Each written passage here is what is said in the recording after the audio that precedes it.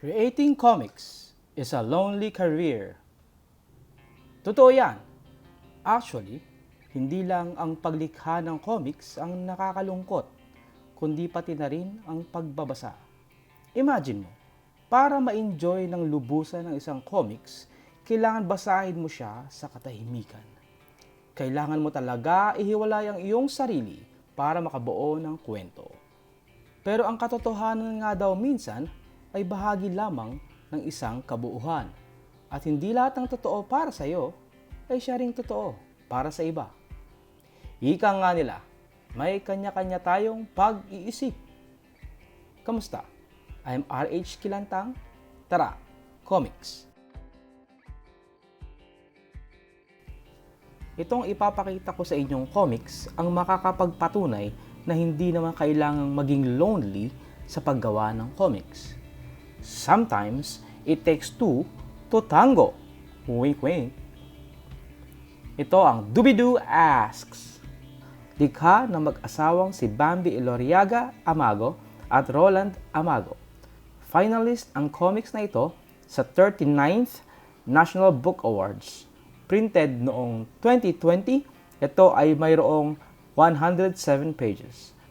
Ang Doobie-Doo Asks ay kwento ng isang pamilya na mayroong isang miyembrong may autism. Oo, tama! Mababasa mo rito ang kanilang mga pinagdaanang mga hirap at saya.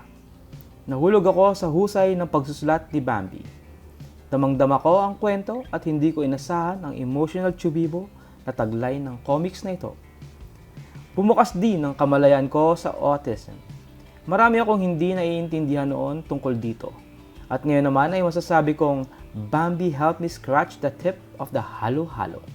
Dahil tulad ng halo-halo, magilas na iginuhit ni Olan Amago ang bawat pahina.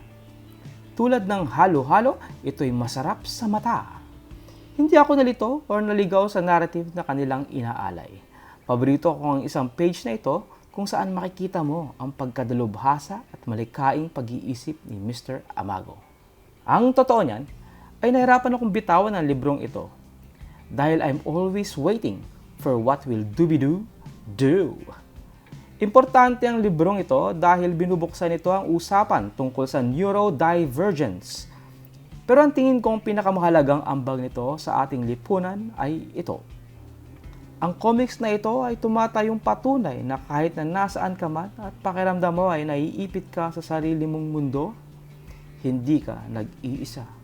Kung akala mo'y walang makakaintindi sa'yo dahil mayroon kang anak na may autism, hindi ka nag-iisa. Kung akala mo'y mahirap kang intindihin dahil ika'y neurodivergent, kaibigan, tulad ng mababasa mo sa comics na ito, hindi ka nag-iisa. Laging may mga taong nakakaintindi at handang tumulong sa'yo. Ika nga ng likhang comics ni Bambi and Olan. Believe in what Doobie-Doo can do. Yun lang. Paalam at padayon.